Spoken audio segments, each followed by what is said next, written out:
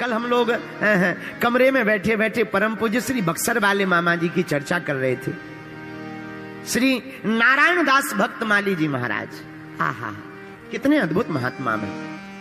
उनकी चर्चा जब आप लोग कर रहे थे तो हमें उनकी कुछ भारत में अभी भी कुछ संत दर्शनीय है, बाकी तो भैया प्रदर्शनीय है। बुरा न मानना सांचौर वाले लोगों, तुम हमारी आत्मा हो, हम सच बात बोल रहे हैं। साधु हो जाना कठिन नहीं है, साधु बन जाना बहुत कठिन है। कपड़ा पहन लेना बहुत सरल है, बाल रखा लेना सरल है, माला पहन लेना सरल है, लेकिन भजन जीवन में उतारना और संत का आचरण जीवन में उतारना बहुत कठिन है। बोलो सीताराम, जोर से बोलो। अभी भी अपने भारत में परम पूज्य जैसे पथमेड़ा वाले श्री गौरशी मनीषी परम पूज्य श्री दत्त शरणानंद जी महाराज, क्या अद्भुत विभूति है। कभी फोटो टीवी पर नहीं आती, कभी फोटो नहीं खिंचवाते, कभी स्पर्श नहीं करवाते।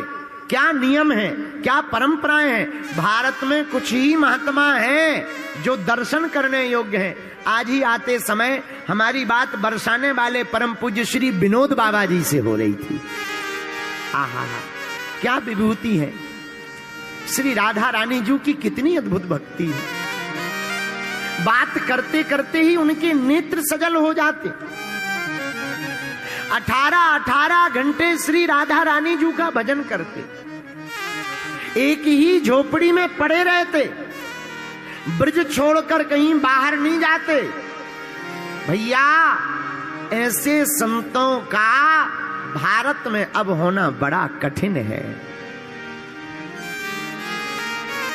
चाहे वो पथमेड़ा वाले महाराज जी हो, चाहे वो बरसाने वाले पूज्य श्री विनोद बाबा जी हो, चाहे वह जगत गुरु तुलसी पीठाधीश्वर चित्रकूट वाले पूज्य गुरुदेव भगवान हो, चाहे वह मलूक पीठ वाले पूज्य महाराज जी जगत गुरु द्वाराचार्य श्री राजन दास जी महाराज जी हो।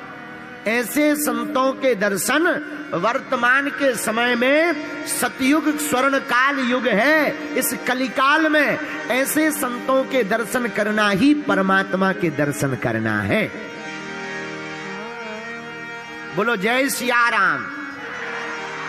तो हम आपको बता रहे थे कि भगवान को चिंता होती है, तो मामा जी का एक वाकिया है। जिन संत के बारे में हम बता रहे, उनका शरीर तो नहीं है पर वो आज भी है। बिहार प्रांत के बक्सर जिले में पांडेपट्टी नामक गांव में आपका जन्म हुआ था, श्रीमन नारायण चतुर्वेदी जी के यहां। आहा बड़े अद्भुत महात्मा। गुरुजी ने इनका नाम श्री नारायण दास भक्त माली जी रखा। होमगार्ड की नौकरी करते थे, नौकरी छोड़ दी और गीतों को संगीतों को गा गा कर मंदिरों में जाकर के भगवान के भजन सुनाने लगे। आर्थिक स्थिति ठीक नहीं थी। भक्तमाल जी की कथा पढ़ने के लिए वृंदावन आना था, तो यह पटना रेलवे स्टेशन पर गए।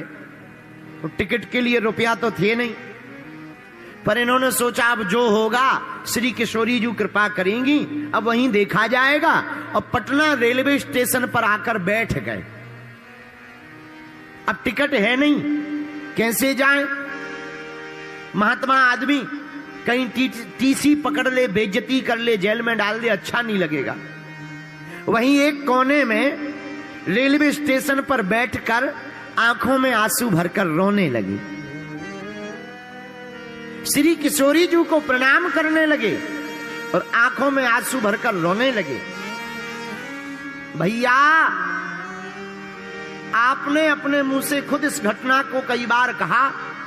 भक्तमाली जी कहते हैं कि हमारे सामने बैठे हुए एक सरदार जी उठे और झट से अपनी टिकट निकालकर बोले, क्यों बाबा दिल्ली जाना है क्या? तो भक्त श्री मामा जी बोले